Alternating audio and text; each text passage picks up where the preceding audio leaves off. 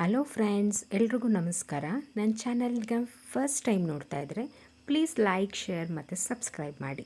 And ಇವತ್ತು ನಾನು ನಿಮಗೆ ತೋರಿಸ್ತಿರುವಂಥ ರೆಸಿಪಿ ಯಾವುದು ಗೊತ್ತಾ? ನುಗ್ಗೆಕಾಯಿ ಚಾಪ್ಸ್. ಇದನ್ನ ಒಂದು ಸತಿ ಮಾಡ್ಕೊಂಡು ನೋಡಿ, ಹೇಗಿದೆ ಅಂತ ನೀವೇ ಕಮೆಂಟ್ ಬಾಕ್ಸಲ್ಲಿ ತಿಳಿಸಿ. ಬನ್ನಿ ನೋಡೋಣ. ಮೊದಲು ಮಿಕ್ಸಿ ಜಾರಿಗೆ ಸಣ್ಣದಾಗಿ ಹೆಚ್ಚಿಟ್ಕೊಂಡಿರೋದು ಅಥವಾ ನೀವು ತುರಿದಿಟ್ಕೊಂಡಿದ್ರೂ ಪರವಾಗಿಲ್ಲ, ಕಾಯನ್ನು ಹಾಕ್ಕೊಳ್ಳಿ. ನಿಮಗೆ ಕ್ವಾಂಟಿಟಿ ಎಷ್ಟು ಬೇಕು, ತಿಕ್ನೆಸ್ ಈಗ ಚಾಪ್ಸ್ ಅಂತ ಎಲ್ಲ ಹೇಳಿದ್ರೆ ಸ್ವಲ್ಪ ತಿಕ್ನೆಸ್ ಬರುತ್ತೆ, ಹಾಗಾಗಿ ಸ್ವಲ್ಪ ನಾನು ಕಾಯಿನ ಜಾಸ್ತಿ ಹಾಕ್ಕೊಳ್ತಾ ಇದ್ದೀನಿ. ಕಾಯಿ ಸ್ವಲ್ಪ ಹಾಕ್ಕೊಂಡ್ಮೇಲೆ 2 ಈರುಳ್ಳಿಯನ್ನು ನೀವು ಇದರಲ್ಲಿ ಆ್ಯಡ್ ಮಾಡ್ಕೋಬೇಕು. ಮಿಕ್ಸಿಗೆ ಹಾಕೋದ್ರಿಂದ ನಾನು ಸ್ವಲ್ಪ ಇಲ್ಲೆಲ್ಲ ದಪ್ಪಕ್ಕೆ ಹೆಚ್ಚಿ ಇಟ್ಕೊಂಡಿದ್ದೀನಿ. ಮತ್ತು ಈಗ ಸ್ವಲ್ಪ ಖಾರಕ್ಕೆ ಒಂದು 3ರಿಂದ 4 ಹಸಿಮೆಣ್ಸಿನ್ಕಾಯನ್ನು ಯೂಸ್ ಮಾಡ್ತಾಯಿದ್ದೀನಿ. 2 ಇಂಚು ಶುಂಠಿ, 2 ಗೆಡ್ಡೆ ಬೆಳ್ಳುಳ್ಳಿಯನ್ನು ಸಹ ಇಲ್ಲಿ ನಾನು ಹಾಕೋತಾ ಇದ್ದೀನಿ. ನೆಕ್ಸ್ಟು ಇದಕ್ಕೆ ಒಂದು ಅರ್ಧ ಕಟ್ಟು ಅಥವಾ ಒಂದು 1/4 ಕಟ್ಟಷ್ಟು ಕೊತ್ತಂಬರಿ ಸೊಪ್ಪು ಮತ್ತು ಸ್ವಲ್ಪ ಜೀರಿಗೆ. ಇದೆಲ್ಲ ನಮ್ಗೆ ಏನಂದರೆ ಆ ಗ್ರೀನ್ ಕಲರ್ನ ಕೊಡುತ್ತೆ. ನೆಕ್ಸ್ಟ್ ಇಂಗ್ರೀಡಿಯೆಂಟ್ ಇದಕ್ಕೆ ನೀವೇನು ಹಾಕೋಬೇಕು ಅಂತಂದರೆ ಧನಿಯಾ ಪೌಡರ್. ಇಲ್ಲಿ ನಾನು ಬರೀ ಧನಿಯಾ ಪೌಡರನ್ನು ಮಿಕ್ಸ್ ಮಾಡ್ಕೋತಾ ಇದ್ದೀನಿ.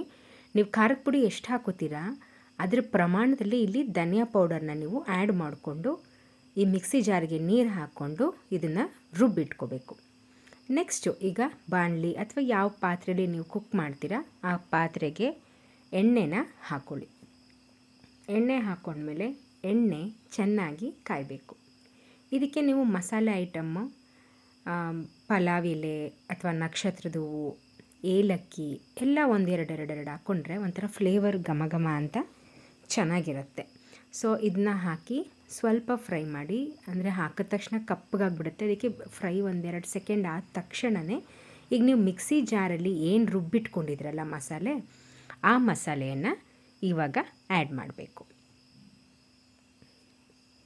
ನೋಡಿ, ಈ ರೀತಿ ಹಾಕ್ಕೊಂಡು ಆ ಮಿಕ್ಸಿ ಜಾರಲ್ಲಿ ಸ್ವಲ್ಪ ಎಲ್ಲ ಇರುತ್ತಲ್ವ, ಇನ್ನೂ ಸ್ವಲ್ಪ ಮಸಾಲೆ, ಅದಕ್ಕೆ ಸ್ವಲ್ಪ ನೀರು ಹಾಕ್ಕೊಂಡು ಅದನ್ನು ಆ್ಯಡ್ ಮಾಡ್ಕೊಳ್ಳಿ. ನೀರು ಇವಾಗಲಾದರೂ ಆ್ಯಡ್ ಮಾಡ್ಕೋಬೋದು, ಆಮೇಲೆ ಬೇಕಾದ್ರೂ ಆ್ಯಡ್ ಮಾಡ್ಕೋಬೋದು. ಮಿಕ್ಸಿ ಜಾರಿಗೇ ಹಾಕೋದ್ರಿಂದ ಮಿಕ್ಸಿ ಜಾರಲ್ಲಿ ಉಳಿದಿರುವಂಥ ಖಾರಗಳೆಲ್ಲ ನಮಗೆ ಇದರಲ್ಲಿ ಆ್ಯಡ್ ಆಗ್ತಾ ಹೋಗುತ್ತೆ.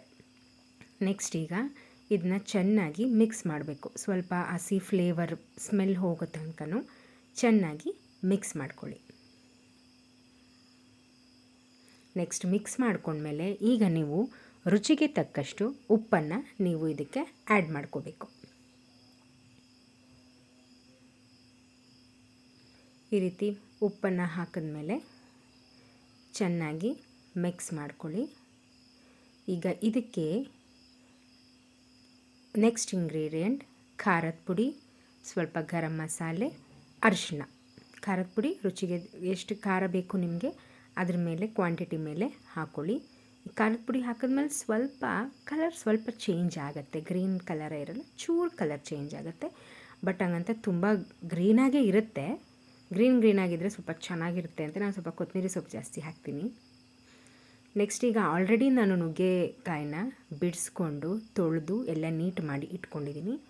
ಈಗ ಇದನ್ನು ನೀವು ಆ್ಯಡ್ ಮಾಡಿಕೊಂಡು ಚೆನ್ನಾಗಿ ಮಿಕ್ಸ್ ಮಾಡಿಕೊಂಡು ಒಂದು 10 ನಿಮಿಷ ಅಥವಾ ಒಂದು 1/4 ಗಂಟೆ 20 ನಿಮಿಷ ತನಕ ಆ ಸ್ವಲ್ಪ ಬೇಯೋ ತನಕ ಲಿಡ್ನ ಕ್ಲೋಸ್ ಮಾಡಿ ನೀವು ಇಡಬೇಕಾಗತ್ತೆ. ಸ್ವಲ್ಪ ಹಸಿ ವಾಸನೆ ಹೋಗೋ ತನಕ ಒಂಚೂರು ಬೇಯಲಿ ನುಗ್ಗೆಕಾಯಿ, ಆದ್ದರಿಂದ ಈಗ ಲಿಡ್ನ ನಾನು ಕ್ಲೋಸ್ ಮಾಡಿ ಇಟ್ಕೋತಾ ಇದ್ದೀನಿ. ನೆಕ್ಸ್ಟ್ ಲಿಡ್ ತೆಗೆದ್ಮೇಲೆ ಆಲ್ರೆಡಿ ನಾನು ಹೇಳಿದ್ದೆ ಅಲ್ವಾ, ಕುಕ್ಕರ್ ಮಿಕ್ಸಿನಲ್ಲಿ ಆಡಿಸಿರೋ ಅಂಥ ಖಾರ ಅಲ್ಲೇ ಇರುತ್ತಲ್ಲ, ಅದಕ್ಕೆ ನಾನು ನೀರನ್ನ ಮಿಕ್ಸ್ ಮಾಡಿಕೊಂಡು ಇಲ್ಲಿ ಮತ್ತೆ ನೀರನ್ನು ಆ್ಯಡ್ ಮಾಡಿ ಇದನ್ನು ಮತ್ತೆ ಕ್ಲೋಸ್ ಮಾಡಿ ಚೆನ್ನಾಗಿ ಬೇಯೋದಕ್ಕೆ ಬಿಡ್ತೀನಿ.